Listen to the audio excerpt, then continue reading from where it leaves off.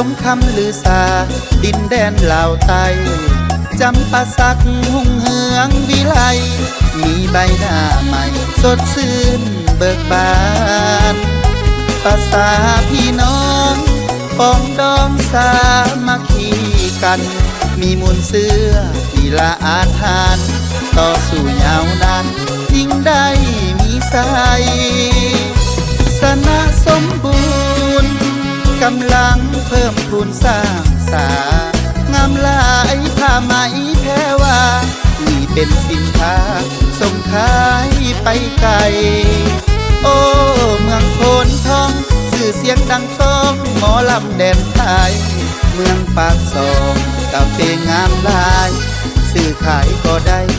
กำไรแท้เมืองคง4,000 ดอนนำต้นคอนสวยงามอีดีก็ดอนหน่อยใหญ่มากมีใครมาที่นี้จะบ่ลืมได้เลยเมืองมนสุขุมาพัฒนาก้าวหน้าแล้วเมืองจำปาสักสง่าพาเผยวัดภูนั่นเป็นมรดกโลกเมืองป่าทุ่งพรเห็นแล้วสะอ้อนเดสวนมันต้นเมืองบาเจียงพืชพันธุ์มากล้นเพิ่มพูนผลิตผลออกแห่งสร้างสานครปากเซเป็นเมืองเอกของแขวงจำปาหอหลักเมืองงดงามแท้น้ำใจป่าสางก็ดีแท้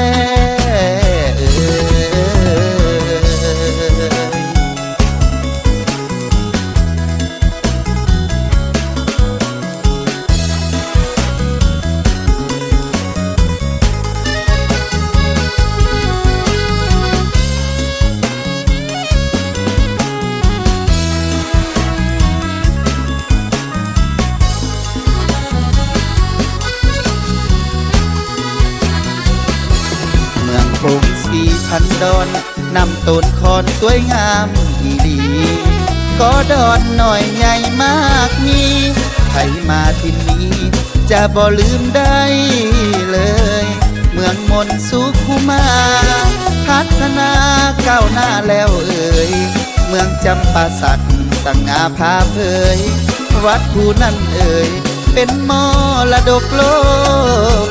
เมืองป่าทุ่งพรเห็นแล้วสะอ้อนเดสวนมันต้นเมืองบาเจียงพืชพันธุ์มากล้นเพิ่มพูนผลิตผล